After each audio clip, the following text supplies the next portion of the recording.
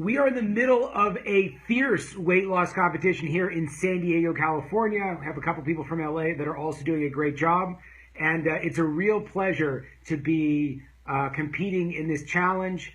And I'm really excited about it. So, let's find, if anyone else wants in, it's too late to join our official competition. But if you want to join a group of very motivated gentlemen who are in the process of losing post-Pesach weight, please feel free to reach out, and we'll get you in there.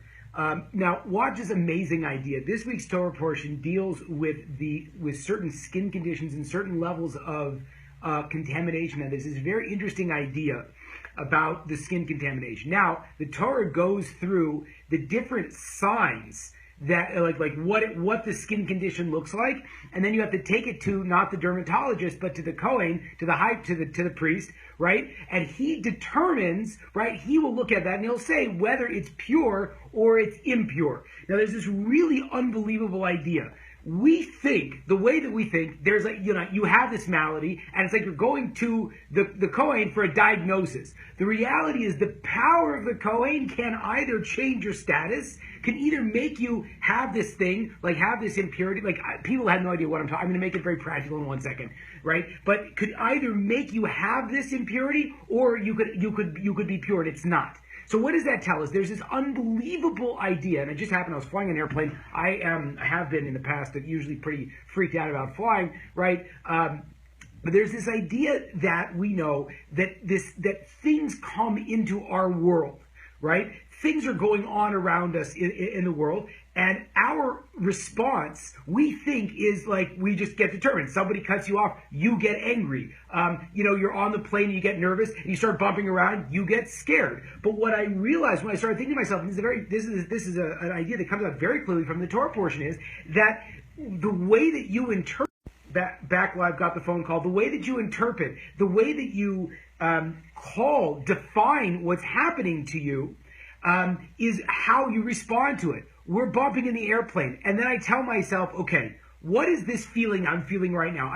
Now, what is the physical sensation? My breath is shallow. I'm hanging on to the seat, and I have my legs crossed, and I feel tingle in my feet. My feet feel cold. So I said, okay, let's stop this. Now, realistically, I know the airplane's not coming down, right? Again, anything's possible, but it's rare. So what do? I uncross my feet. I stop gripping onto the things. I sit back. And right away, I stop feeling freaked out because I'm telling myself this isn't scary. I'm not really in danger. It's like you're on a boat and you're bumping on the water, right? Except that you're in the air 30,000 feet, right? But it's the same concept, that you're just going over some choppy water. So the idea is that we have to take this responsibility for how we label stuff in our life. So when we have something happen to us, it's not good or bad. It's what are you calling it? You lose your job. You go into Shabbat. Is it my life is over? Again, I've been there before, and yes, I felt like my life was over, not when I go into Shabbat, but when I've lost jobs in the past, right? I go into Shabbat. Is it going to be hard, right? Is it going to be this awful, difficult experience? You're going to be surrounded by all kinds of food, and you're not going to be able to say no? Or do you frame it differently? And you change your biology so you can either, not biology, but your posture, your positioning, and you sit back, you relax, you smile, and you tell yourself, this is something else. This is a new opportunity. This is a great opportunity for me to be healthy even on Shabbat. Right? If you tell yourself it's going to be hard, yeah, it's going to be hard, man. But the idea is that, and this comes out from the Torah portion, is the power of the speech to change the status of what happens. The experience is largely part of it. It's what you put on it. It's all up to you. And that gives you so much personal power to do whatever you want in your life, because if you don't want to feel bad, you don't have to. No matter what happens.